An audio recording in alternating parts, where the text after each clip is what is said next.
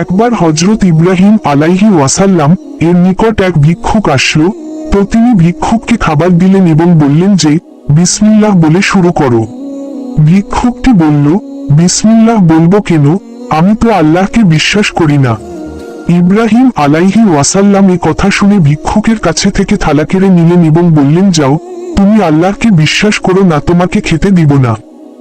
ভিক্ষুক ঘরের দরজা থেকে বেরিয়েছে মাত্র আল্লাহ তাআলা তৎক্ষণাৎ ইব্রাহিম আলাইহি ওয়াসাল্লাম এর উপর ওহী নাজিল করলেন, হে ইব্রাহিম, সে আমাকে বিশ্বাস করে না, সেটা তার আর আমার মধ্যকার ব্যাপার, কেন তুমি রুটি ফিরিয়ে নিলে? যাও, তাকে ডেকে এনে আবার খেতে দাও। সুবহানাল্লাহ, আল্লাহ কত দয়াশীল। যারা ঈমান এনেছে এবং আমল করে তার প্রতি আল্লাহর দয়া কেমন হবে একটু ভেবে দেখুন। এক রাখাল যুবক একদিন একটি খুব সুন্দর যুবতী মেয়েকে দেখল। মেয়েটিকে রাখাল বিয়ের প্রস্তাব দিল। মেয়েটি রাজি হয়ে গেল। তারা দুজনে মিলে গেল কাজীর কাছে বিয়ে পড়ানোর জন্য। কাজী মেয়েটিকে দেখে নিজেই পছন্দ করে ফেলল এবং বলল, ও তো রাখাল, আমি তোমাকে বিয়ে করব। এতে রাখাল ও কাজীর মধ্যে ঝগড়া লেগে গেল। এবার তারা তিনজনে মিলে নালিশ নিয়ে গেল পুলিশের কাছে। পুলিশ মেয়েটিকে দেখে বলল, ওরা দুজনেই বাদ, আমি তোমাকে বিয়ে করব।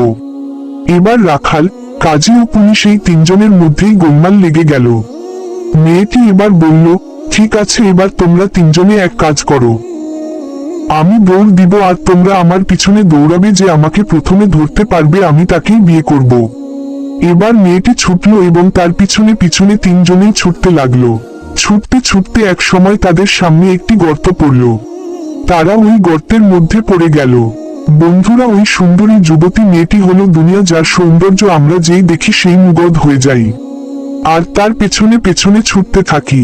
কিন্তু ছুটতে ছুটতে এক সময় আমাদের সামনেও কবরের গর্ত এসে যায় আর আমরা ওই গর্তে পড়ে যাই, আর দুনিয়া আমাদের হাতছাড়াই রয়ে যায়।